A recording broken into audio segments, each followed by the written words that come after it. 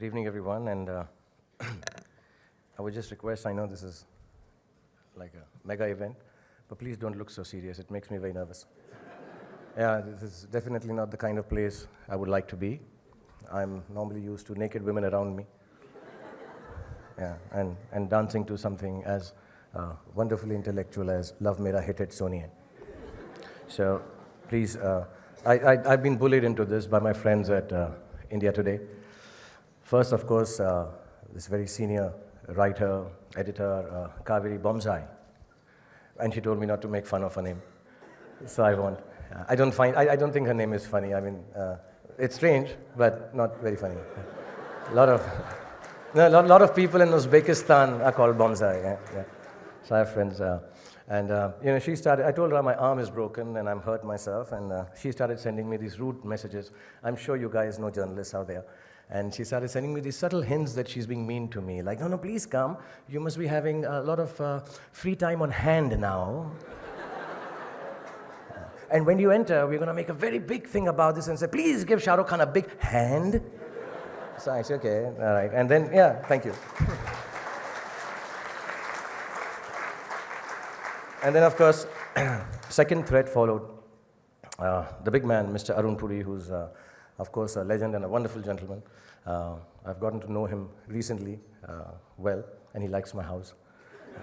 Yeah, so the second threat followed. I've never been on the cover of India Today. Yeah, so my mother-in-law called me once and she told me, you're on the cover of India Today, and Mr. Arun Puri decides that. And I quickly went and opened this magazine, and I looked at the cover, and there I was with my head cut and only my six-pack. So she said, I'm going to tell Mr. Arun Puri next time, just do the naked lower half. And the topic would be, is small beautiful? So I'm like, no, this is... And I was getting a little worried, and then came the final threat, which made me give in and rush here with my broken arm. He said, look, we will make you do not one episode, but 4 episodes together with Mr. Prabhu Chawla of Seedhi Baat. And I could not take that, आप बताइए मुझे, आपका किस heroine के साथ लफड़ा चल रहा है? नहीं, किसी के साथ तो है. अच्छा, एक बात बताइए. आप मेकअप के बिना अगली है ना? I'm like, no, guys. So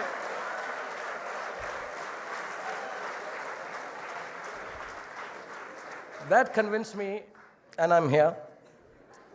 I don't know much about what I'm saying, but it's important what I'm doing right now. I'm an artist, or I'd like to believe I'm a kind of an artist, and that's what we do. We take a situation, we take a lot of people, and hopefully for a moment try to take them into a different world. And it is important now, the topic that is there. Still don't get serious, we can keep smiling, guys. Okay. But I'd like to make a few points. I don't know if I'll stick to the topic. Kaveri Bomzai, my friend, read my speech and she said, this is not pertaining to the topic. But anyway, I'll tell you what I feel about it. We are living in a hugely uncertain moment. This uncertainty is true for us, whether we sleep in Mumbai like me, or in New Delhi like some of you, or in Jerusalem, Tehran, or Kabul, where most of our brothers and sisters find it hard to get any sleep at all. This morning, because I wrote this in the morning, but we'll change it.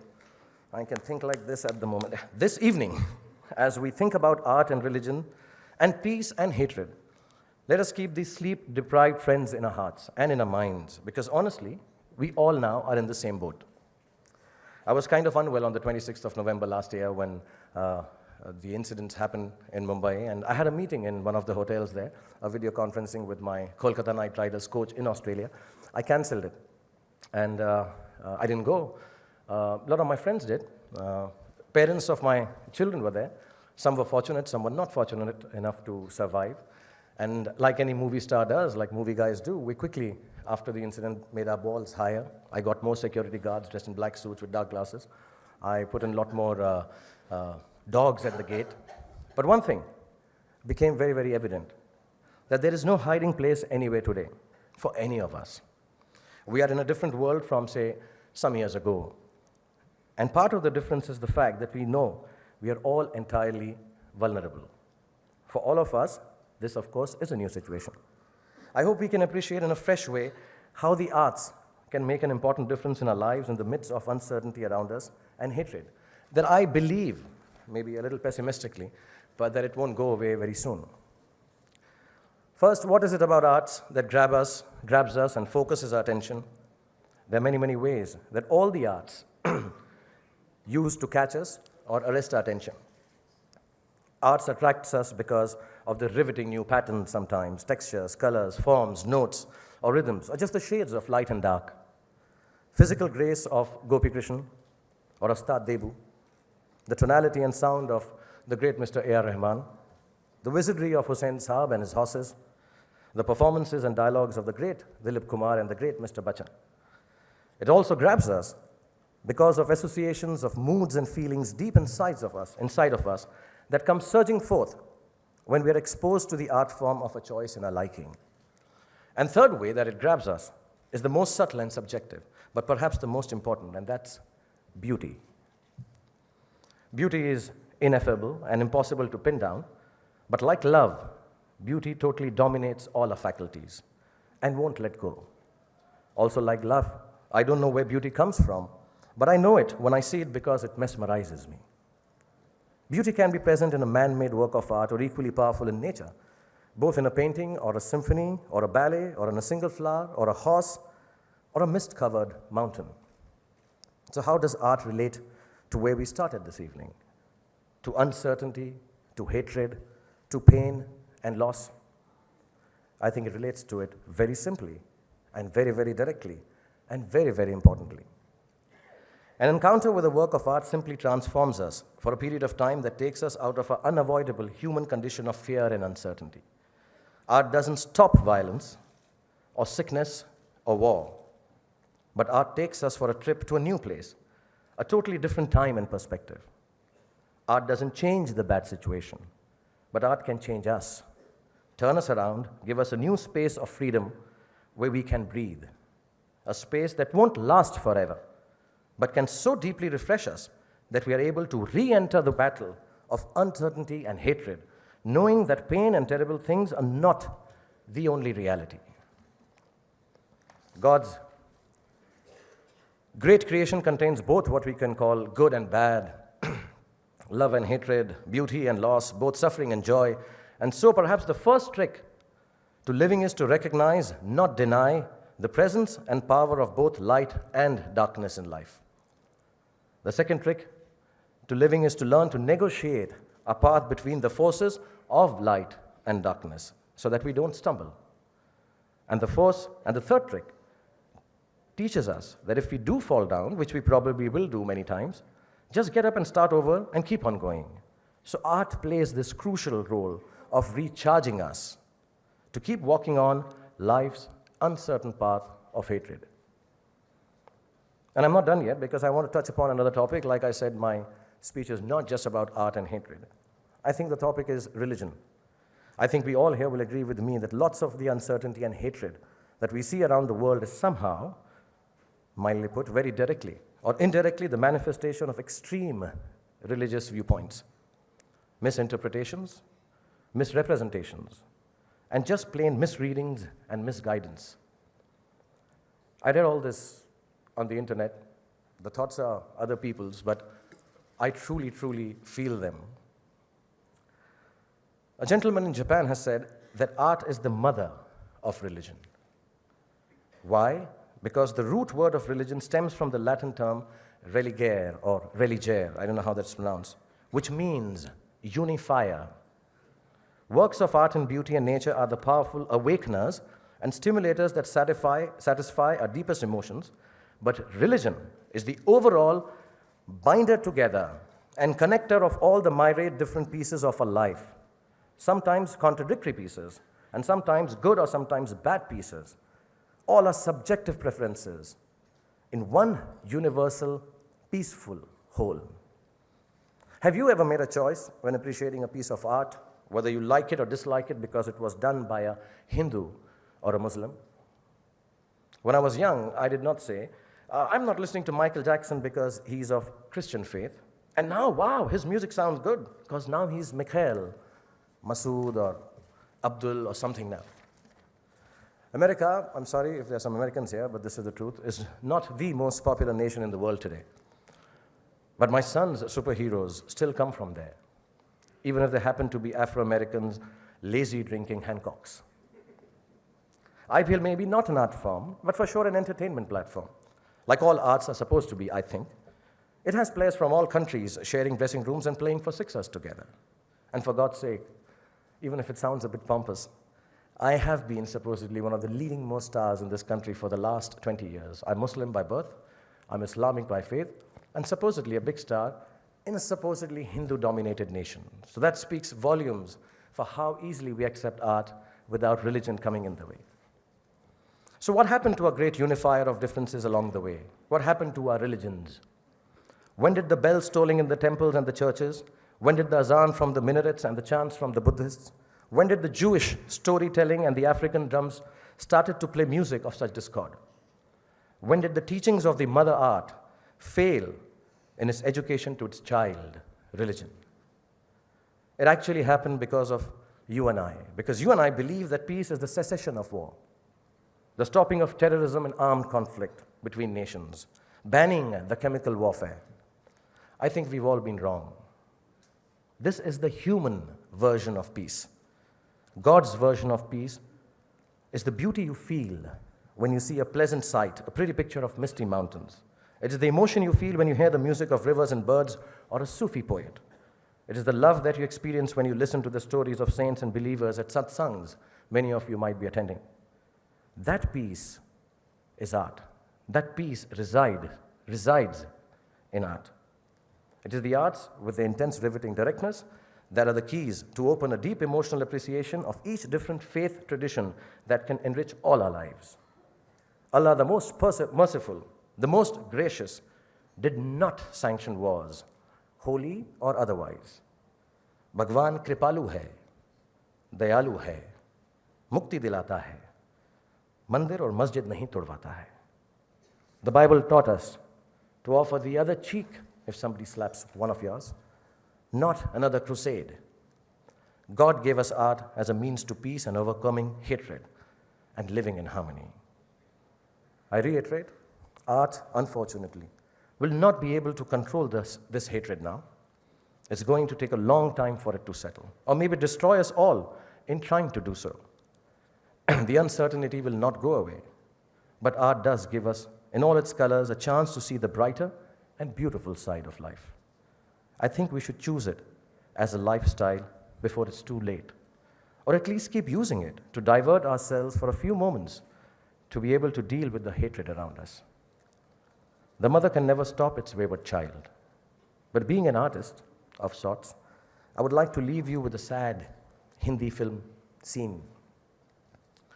Right now, Mother Art is weeping, looking at religion, its child following the path of hatred. And Father God is crying to give peace, beauty, and love a chance, or at least kill each other because we want to. But please stop using his name as an excuse. Now, this is a picture as a Hindi film artist that I want to leave you with. I hope a lot of people understand it. A lot of people go to see it. And like all movie stars, a lot of people go to see it and understand it. This is the moment I live for. I hope it's a big, big super hit. Inshallah, this becomes a truth, it becomes a reality, and I'd be really, really happy as a movie star if somebody understands this picture. And of course, if I'm on the cover of India Today, that would help too. And just to say, I'm done, I'm finished. Please give me a big hand, Kaveri promised.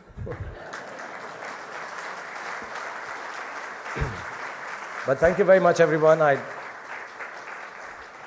Jokes apart, a lot of honor to be here. Thank you, Arun sir. Thank you, Prabhu sir. Thank you, Kaveri, and everyone at India Today. I just tell you some new thing that I've learned before I go and sit down there.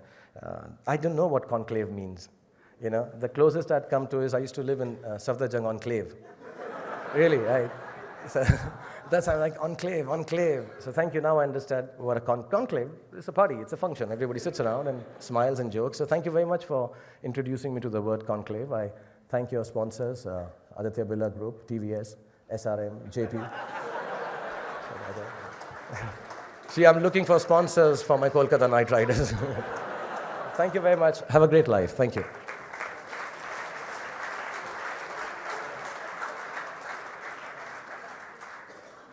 Can art overcome hate, Shah Rukh? That was clearly the topic. But thank you for your diversion. It was fabulous. Truly fantastic. Do you want to answer it now? Can art overcome hate? I want to clarify. Actually, this is the wrong speech they've given me. This is the Dalai Lama speech from on peace and religion, I think, yeah.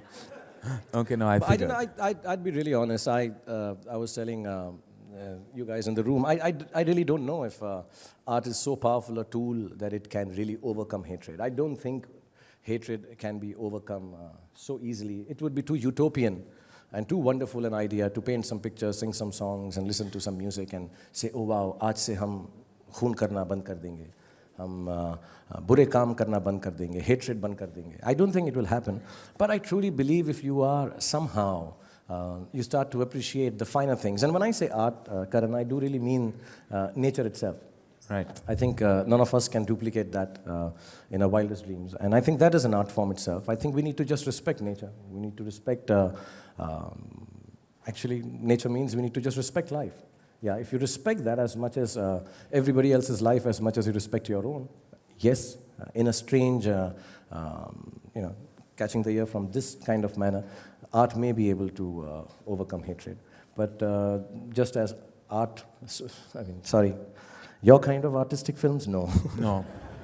I mean, they won't overcome. No, mine hatred. just break marriages. I don't know about hatred. And that's my problems with that institution. I have no problem with hate. Moving on, we do come from cinema, which is an art form, both of us. But sometimes, don't fool yourself. Nobody believes you. I'm really trying to sound clever. You're just dampening my whole image here. I'm trying very hard. All right. I'll never be on the cover, will I, at this rate? Okay. Cinema definitely is an art form that we know it's accepted globally. But definitely within the fraternity, which we paint as a big, happy, filmy family fraternity, we keep saying that all the time. But do we really mean it? Because within the parameters of our industry and our fraternity, there is a certain sense of hatred, don't you think? Are you getting personal with me? No, I love you. You want to know I have about absolutely no hate in my heart for you. No, I'm not talking about other actors. I might be talking about other actors. I'm talking about the basic sense of the lack of love rather than hate, actually, within the parameters of the film fraternity. I don't know. See, I'd be very honest. I've been working in this field for 20 years, and somehow, because at least our art form, that is cinema, gets talked about so much, gets splashed around so much, rightly and wrongly, and it's wonderful to us whenever good things happen because of this splashing around. But because it gets talked about so much, it sort of affects you also as an artist a little more. The good things make you feel very pompous and proud and like a superstar. The bad things mean, oh, many to who are these people? This India Today people. Who has this done the critical appraisal in this? So it happens, but I truly believe because it becomes so amazingly public, it becomes so amazingly out there that competition, yes, does tend for us to get a bit personal at times. But I don't think it becomes hatred. I don't think it's like, I'm going to stab a hero or a heroine because of what she is achieving and I'm not doing it. I think somewhere down the line, we all have one thing common, that as frivolous, as funny, as strange, and as weird, and sometimes over the top, our cinema might be, or acting might be, or actors and actresses might be, we know the bottom line is it's a lot of hard work, a lot of passion, and it's also temporary like life. I think we recognize that. And within that little frame of time that we get, some of us are lucky enough, like me, to get 20 years, some of us are not. But we want to just be able to do as much creativity of our kind as possible. And that leads to, I think, edgier competitive spirit. I don't think it leads to hatred. Hatred is too strong a word. Hatred is what happens around us when lives are just taken away for no reason at all. Right. No, definitely. I think because of also the position you might have reached, that there's a ripple effect to that also in terms of, well, not hatred, but envy maybe, and other things. Coming back to your superstar status, really, which recently, everyone does know this, I think Shah Rukh was voted the 41st most popular man in the world, and largely it was because of your iconic Islamic status. What happens when when you hear that, when you are addressed as an iconic Islamic man in a country such as India, what is your perception of that statement? Oh, see, I think all of us, because of our upbringing and the years we have been taught, whatever we've been taught by our parents and the books and good things, we all respect our faiths and religions respectively. I am Islamic by birth. I am a Muslim. I'm a practicing Muslim. But I am also a modern Muslim, I like to believe. I think this iconic status that has been given to me, and I was telling in the car ride here, it is quite important. I take it very seriously. And I hope somehow through my work, somehow the way I speak about Islam, somehow through the kind of things I do. Yes, I'm frivolous, I joke, I say a lot of strange things to a lot of people, but I'm a deep thinking person. I hope the youngsters in this country do take a cue from what I do. I'm pompous enough, I'm self-obsessed enough to think that I have done sort of good things to be recognized as an icon, as an Islamic icon. And I think people need to understand Islam from a modern point of view. They need to at least understand that Islam or being Muslim is not a bad thing. Like your film says, I'm doing a film with Karan called My Name is Khan, which sort of deals with this subject. My name is Khan and I'm not a terrorist. I think these issues I can comment on. Maybe my knowledge of Islam may not be the best, but I can comment on with a deep-rooted sense of good thinking and good feeling. And I'm very proud.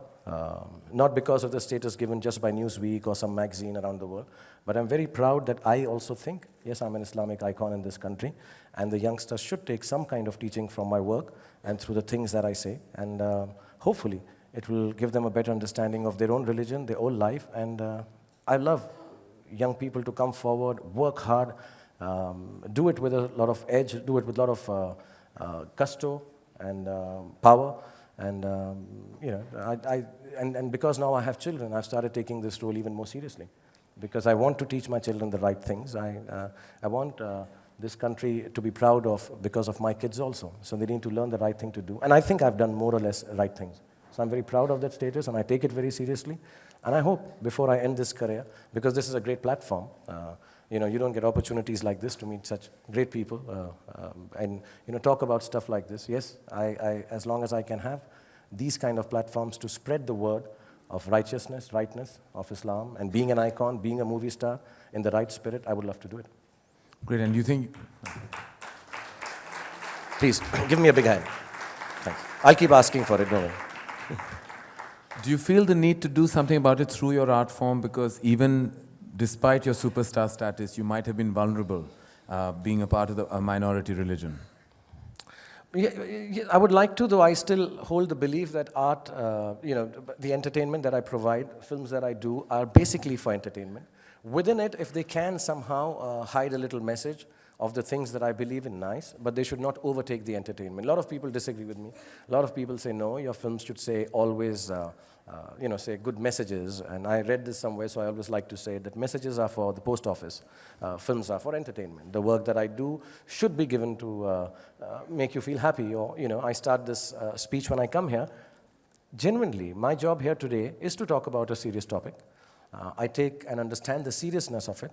But my job mainly is also to entertain all of you. That's what I do. I'm an artist. So I would like to do it through my work, but I would not like it, at this stage at least. I'm 43. It may change later. We all change. But at this stage of my career, I don't know if I'd let my thoughts, my beliefs overtake the entertainment value of my films. I'm being very honest about it. Right. But yes, I've done a few films like Chak De. I believe in sports, so I've done it. Also, maybe the choices that you make in the films that you do, this is the only art form I know, I think do reflect the kind of beliefs you have. I don't know what belief Om Shanti Om reflects, but... Reincarnation. Okay, and Darde Disco. But somewhere I do... Maybe the sense of fun and, just enjoying life. But it does reflect, the choices that I make in films do reflect my beliefs. And not because you are here, but the film you're making, I think, is the most important film I'm doing in my career of 20 years. My name is Khan. And I think, I don't know the fate of that film.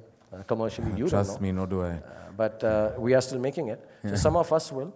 And I think, yes, through my work, maybe later on, I'll try doing that even more. At this stage, I try as much as I can, but I don't have sleepless nights over it.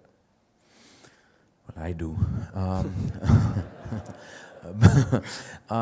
Again, Is it frustrating then that you've achieved so much and you've been on platforms, addressed your thoughts, you were revered globally, nationally, and yet when it comes to the release of one of your films, you have to drop your title because of certain pressures. You have to drop the word Baba and just call a film Billu because of certain organizations that object, certain communities, certain people who might, for no rhyme or reason, I'm not making a comment on that, will suddenly come on the week of the release and cause this kind of mayhem in your creative existence. Yeah, when I was, if I was younger, yes, it would be disturbing. But now I've started to understand, and I would like everyone to think about it when they go home. Why are we becoming so impatient? I don't understand this at all. I mean, is the world moving fast? That's why we have to keep up with it. We have impatience in everything. I think we have too much information, which is wonderful, through the internet, through all the channels, everything. I think we are just getting so many things so fast. I think everybody also has started believing there is access to so much visibility via the media now that you can have your 15 minutes of fame very, very fast. And I wish 15 minutes of fame to everybody in this world, to the 6 billion odd people that live in this world. I think it's beautiful to be famous. I've been that for some years and I really enjoy it. But I think you need to do it in a more deserving way. I think this level of impatience, this level of, I think it's lack of education also somewhere. I don't know enough about things and I overreact and I sit on a motorbike and throw a kerosene bomb at my house because you've misunderstood the song. The song was, I can't sing, but the song is Rab ke hazur mein kasmein bhi kha li, duniya ki auni boni rasmein nibha li, which means, in the presence of God I've done stuff and I've done the regular things people do, but still I've never found someone as beautiful as you. And somebody's misread it as Rab ke hazur ne, and have thought that we're talking about the great Prophet Muhammad. And I think it's completely wrong. That you've not even heard it, but you've decided to take an action. I think somewhere this impatience, this desire to get 15 minutes of fame, and of course, I think this lack of education needs to be looked at. I think we all should think about it. We all should, think about taking actions before, and especially, it's just a movie. Yeah. I mean, finally, when I come to think of it, it's just a movie, and it's not even a very controversial topic or subject that a lot of communities or religions or sects are going to have a problem with. It's a film about a hairdresser. See, I've got scared. I don't even say the word barber anymore. I'm having a repressed childhood. Or repressed middle age. No, I mean, I completely agree. And so do you think that this matter has to be taken up? And do you think that there should be a voice from the industry to say that the censorship should be the final destination of a filmmaker? I think so. I think if the censorship or the censor board requires another committee, if something comes up, that committee needs to face it, talk it out, work it out, and if you've passed it, you've passed it. I mean, if somebody's passed a scene of a love-making scene, a sex scene, a word in a film, it's passed. The censor board, I guess, was made for that. And, if somebody has a problem, they should go and address it to that board. Not suddenly wait for Thursday evening and, hold you to ransom. But we are very nervous when films are released. Much as most of us filmmakers would wish, but love-making scenes and kissing doesn't happen at all. So no one really objects to that. Because in my films, it doesn't happen. No, I know, because most married... You got a problem with that? Married actors don't kiss on screen. That's the only problem, but that's an aside. But you do believe that censorship definitely should be the be-all and end-all. I do believe married actors should also kiss. This married actor doesn't kiss. Okay. I'm keeping some of my acting weapons for the later on. When I'm 75, right. I start doing kissing scenes. That'd be really attractive. Yeah, right. Yeah. Lovely. That will be fantastic, I'm sure, if and when that happens. Should we talk about Slumdog, you think? Everybody's talking about it, so why should we be left out? I mean, there was all kinds of, because we're from the movie business and it's made such a global impact, but there was this big divide in our country about Slumdog. It met with huge international success. But in our country, there were two opinions. You've been called upon, even at the Golden Globes or even at our own award functions, to speak about Slumdog. For some reason, they feel you should be... I'm a slumdog. Yeah, you're a slumdog. Or a dog, at least. So what... Even that you can't say. You can't use those Menega words. ji will get angry. Yeah, you can't. You don't know who'll object. Sorry, I'm joking. Please don't put me in the jail for this. they might object. What is your thought? I mean, on Slumdog, are you happy for Slumdog Millionaire? See, I see art forms as art forms. I don't get really into, yes, some people had issues. But let me tell you, I think the Indian filmmakers have been trying to sell the wrong thing. You know, we are selling glamour and cool-looking guys trying to sing Darde Disco and stuff like that. You want to send, you know, you want to sell something abroad. There is there is a misconception in the Western world still, maybe. And we have to accept it, that it's really nice to think India is poor and has slums, and, you know, and we have them. We have them. It's not untrue. And the Western world likes us to show that. You know, you take me to a film about Brazil, I'd like to see soccer. You show me a Japanese Chinese film without Kung Fu, I'm sorry, I don't like it. I want to see Kung Fu in a Chinese film. You know, it's a kind of a thought we have. And if you do notice, all the really wonderful filmmakers, Danny's a dear friend, and I love the film. I think it's really nice, and I've started being more gracious because I didn't do it, so I'm feeling really bad about that. but the honest truth is that, you know, people suddenly see, you know, I saw, which was the film, the Brazilian film about God's, City of Gods. City of God. And that was my concept of Brazil. I don't know, I've never been to Brazil, but you know, you had these poor kids with machine guns and drugs and cocaine and stuff like that, and I'm like, yeah, that's how I want to see Brazil, man. This is good, and it's a great film. Maybe about India also, this concept with all this India shining and economy and wonderful and developing and you know, growth rate, maybe still there is this misconceived notion or preconceived thought which has got set. You know, like we guys do stereotypes. You know, hero always Not me. enters. I make very different films. You make very different kind of films. I make very different films. But we do stereotypes. A hero always enters in high speed. Dung dung dung dung dung dung dung dung dung. We have stereotypes. So maybe India, in the eyes of the Western cinematic world, is a stereotype for poverty, and that gets taken on. And I thought it was shot very well. I thought it looks nice. I haven't seen such good-looking poverty in years. And yeah, it was really richly done. And I think, you know, that is appealing. And if people like it, we should not have an issue. I think the issue we should have is, when is an Indian filmmaker with an Indian script, which includes you and a lot of us, includes me also, when is an Indian filmmaker going to be proud of the poverty of this country also? Going to be proud. I cannot be proud of my country if I'm going to be only proud about the big buildings, the big money, the big economic growth. I have to be proud of everything of my country and talk about it to the rest of the world with as much pride as I do about the good things also. So when will an Indian filmmaker going to make a film written by an Indian about India and take it worldwide in the language of Hindi, and even if you don't understand it, you admire it and love it? And I think that would be a great artistic jump, and that's what we should be worried about instead of worrying about, oh, why did they show our poverty better than we can?